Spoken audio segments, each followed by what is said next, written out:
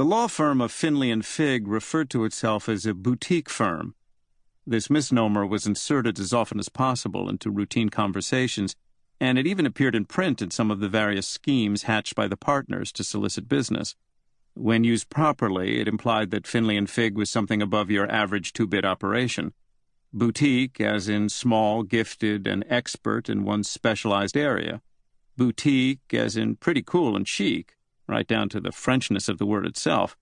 Boutique, as in thoroughly happy to be small, selective, and prosperous. Except for its size, it was none of these things.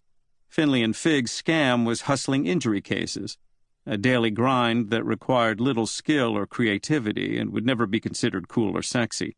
Profits were as elusive as status. The firm was small because it couldn't afford to grow. It was selective only because no one wanted to work there, including the two men who owned it. Even its location suggested a monotonous life out in the bush leagues, with the Vietnamese massage parlor to its left and a lawnmower repair shop to its right. It was clear at a casual glance that Finley and Figg was not prospering. There was another boutique firm directly across the street, hated rivals, and more lawyers around the corner. In fact, the neighborhood was teeming with lawyers, some working alone, others in small firms, others still in versions of their own little boutiques. F&F's address was on Preston Avenue, a busy street filled with old bungalows now converted and used for all manner of commercial activity. There was retail, liquor, cleaners, massages, and professional, legal, dental, lawnmower repair, and culinary, enchiladas, baklava, and pizza to go. Oscar Finley had won the building in a lawsuit 20 years earlier. What the address lacked in prestige, it sort of made up for in location. 2 doors away was the intersection of Preston, Beach, and 38th, a chaotic convergence of asphalt and traffic that guaranteed at least one good car wreck a week, and often more. F&F's annual overhead was covered by collisions that happened less than 100 yards away. Other law firms, boutique and otherwise, were often prowling the area in hopes of finding an available cheap bungalow from which their hungry lawyers could hear the actual squeal of tires and crunching of metal. With only 2 attorneys, partners, it was of course mandatory that one be declared the senior and the other the junior. The senior partner was Oscar Finley, age 62, a 30-year survivor of the bare-knuckle brand of law found on the tough streets of southwest Chicago. Oscar had once been a beat cop, but got himself terminated for cracking skulls. He almost went to jail, but instead had an awakening and went to college, then law school. When no firms would hire him, he hung out his own little shingle and started suing anyone who came near. 32 years later, he found it hard to believe that for 32 years he'd wasted his career suing for past due accounts receivable, fender benders, slip and falls, and quickie divorces.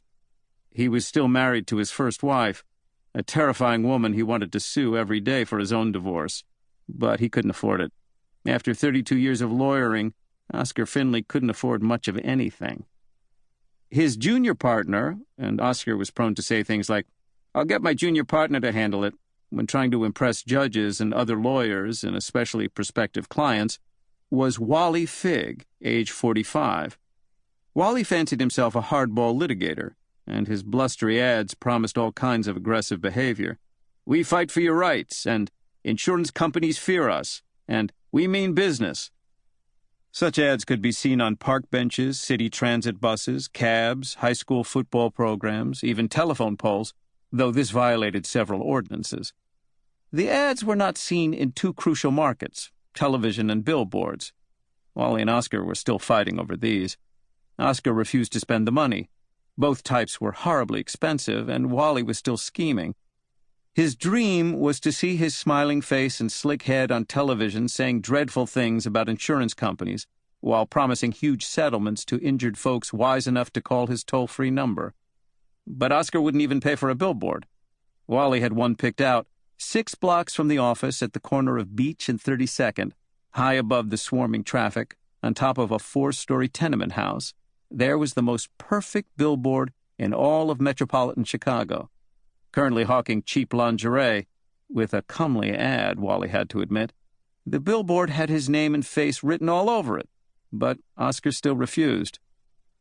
Wally's law degree came from the prestigious University of Chicago School of Law.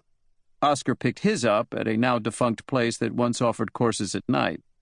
Both took the bar exam 3 times. Wally had 4 divorces under his belt. Oscar could only dream. Wally wanted the big case, the big score with millions of dollars in fees. Oscar wanted only 2 things: divorce and retirement.